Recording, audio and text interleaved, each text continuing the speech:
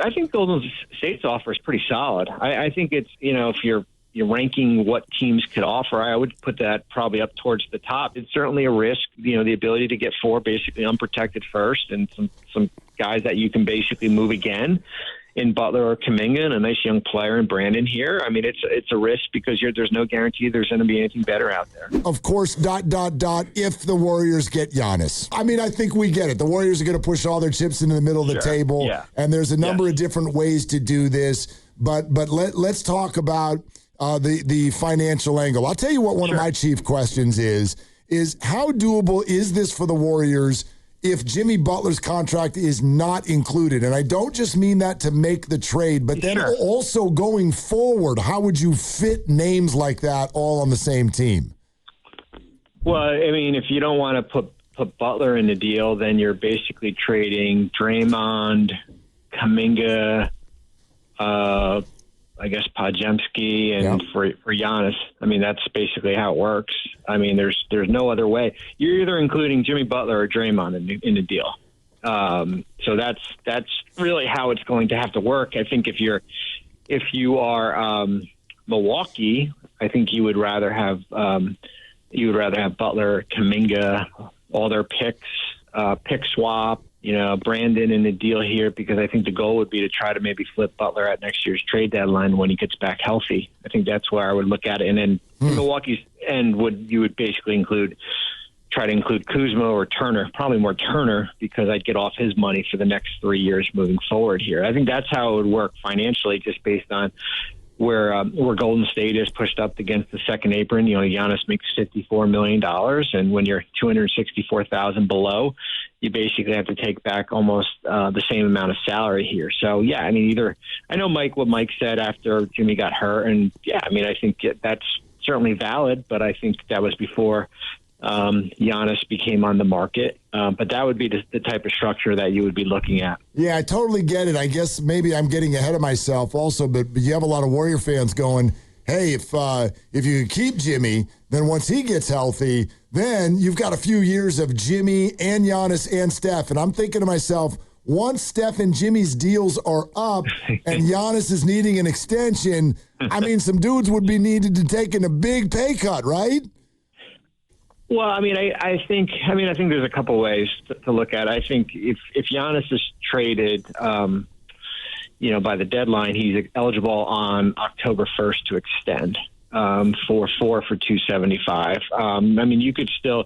There's no salary restrictions to be the ability to keep, whether it be Curry or Green or Butler.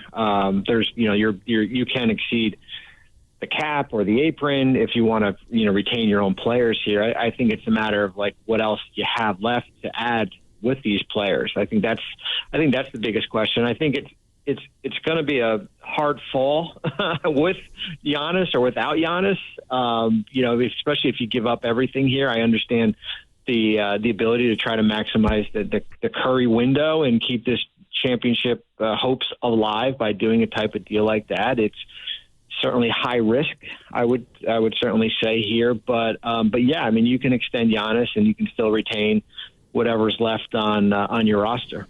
Even if they sent out Draymond and Kuminga and you took back Giannis at 58 and Myles Turner at almost 27, with Steph and Jimmy, you'd be right about $200 million. Is that at all doable, just based on not only the second apron but the cap itself? You can do it. I mean, but it's not the way to build rosters in this day and age. We saw what happened in Phoenix when you had 3 players on, making almost over $160 million, and you had no draft picks, and you're playing the minimum wheel every year. You're basically adding guys on minimum contracts. It puts a lot of, especially older players here. You have one player coming off an ACL. You have another one that's been dealing with calf injuries here, and certainly Steph getting up there in age. Yeah, I mean, it puts a lot of pressure on your main guys, and it puts a lot of pressure on your front office to add to the roster. I mean, rosters are built with depth now. Certainly Oklahoma City, as we've seen, San Antonio has started to do that way. So it's doable. But as I said, it's a high risk move. You can make the counter argument that, what's the roster looking like when in 2 years from now when there's no Curry and there's no Green or there's no Butler potentially here, and you're basically going to play the cap space game and try to add through free agency. So I think there's a risk in both, but certainly I understand why you would want to basically give up the kitchen sink and take a swing for, one of the best players in the NBA. It sounds like you think the idea of the Warriors giving up the whole house for Giannis is not necessarily the best idea. I don't know. Well, listen, I think it's a risk. I think that every trade has a risk. I think this one is heightened because I think it's different than Luka a little bit here because, what the Lakers had to give up to get Luka was really not much, with AD and a future first and Max Christie here. I think this is a risk. There's two ways to look at it. This is a risk based on everything that you're giving up. And I know it's basically would probably be two players that are injured with Kuminga and potentially Butler. And you could say, well, when you have Curry on your roster, the picks really don't matter. Well, eventually he's not going to be on your roster, and they will matter here. And I think the one concern I have is the miles on Giannis. I mean, that's a big concern for me here. And as I said, he's a great player, but it is a player that's been dealing with injuries of late, and now you're going to be committing $275 million over the next 4 years, starting 2 years from now. What do you think the chances are that this gets done? And if it doesn't, is it because the Warriors' offer is not good enough, or the Bucks want to wait till summer? Yeah, I think Golden State's offer is pretty solid. I think it's if you're ranking what teams could offer, I would put that probably up towards the top, just based on some of the teams, whether it be Minnesota or New York or Miami. I think Minnesota and New York is hard because you're basically trading two players that play for you, core players, on teams that are trying to compete for a championship. That's a little more challenging. And Miami has a little bit of everything here, not as many draft picks here. But I do think if it doesn't get done and we get through the deadline and he's still on the Bucks roster, I think it's more about Milwaukee looking at it, thinking we can get more in the offseason. Teams will lose whoever loses in the playoffs, maybe there's a little more of a knee-jerk reaction. Maybe there's teams that are willing to trade, some of these lottery picks they have when we can put a number.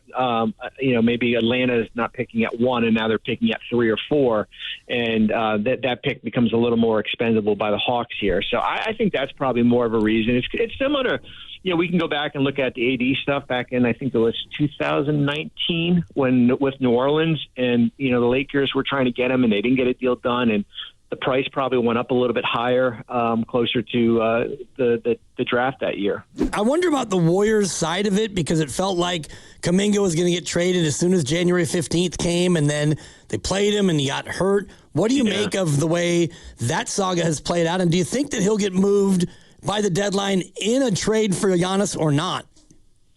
Yeah, I don't think it's, I don't blame Mike for not trying. I think if there was a deal to be made, it would have happened right on January 15th, as soon as the restriction was lifted. The injury is unfortunate just because he would have, as you guys know, he would have played and there would have been a lot of minutes for him and everything like that. I think it's a matter of, we've written about it, we've talked about it, is the ability, how much money does Golden State want to take back long term? I think that certainly comes into play.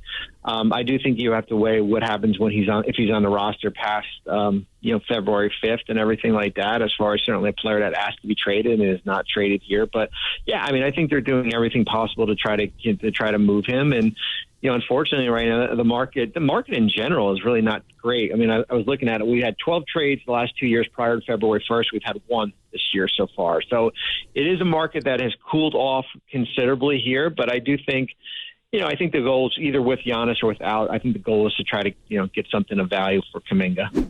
Bobby, 2 quick things. One, sure. When you said earlier that the Bucks would probably want to get out from underneath some of their money, you leaned toward Myles Turner, not Kyle Kuzma. I know his deal has 4 years instead of 2. Yeah. But I think Warrior fans would be excited, right? I'd rather have Turner. Right. So are you thinking that the Bucks might give the Warriors Turner and Giannis too in this proposed deal? If there's going to be, if you're going to have to take Kuminga back, there's going to be something else coming back your way. Right.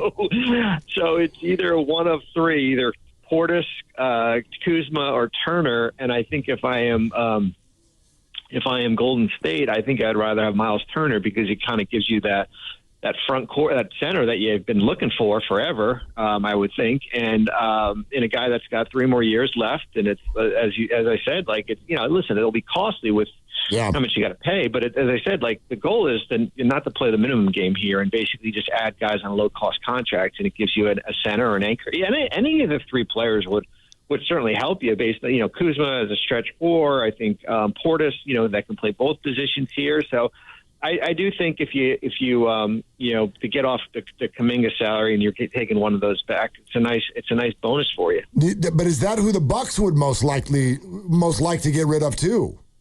If I was Milwaukee, it would, just because I would basically clear the books of a guy that I owe, $80 million to for the next 3 years. And if I'm trying to rebuild this thing, I don't know if that's the guy I want to have on my roster.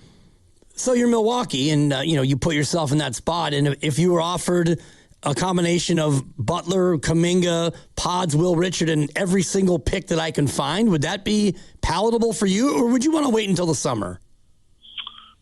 Oh, man. I don't know. I'm more of a gambler. I'd probably wait till the summer. But, hey, listen, it is a strong package. I mean, it is strong. I don't know. And listen, I don't know if maybe that's not there for Milwaukee in the offseason here. Maybe it's something else becomes available and Golden State says, you know what? We like this a little bit better than what Milwaukee has there, and they basically shift. I'm just hypothetically saying that here, but yeah, I mean, as we've talked about, it's certainly a risk. The ability to get 4 basically unprotected first, and some guys that you can basically move again in Butler or Kuminga, and a nice young player in Brandon here. I mean, it's a risk because there's no guarantee there's going to be anything better out there.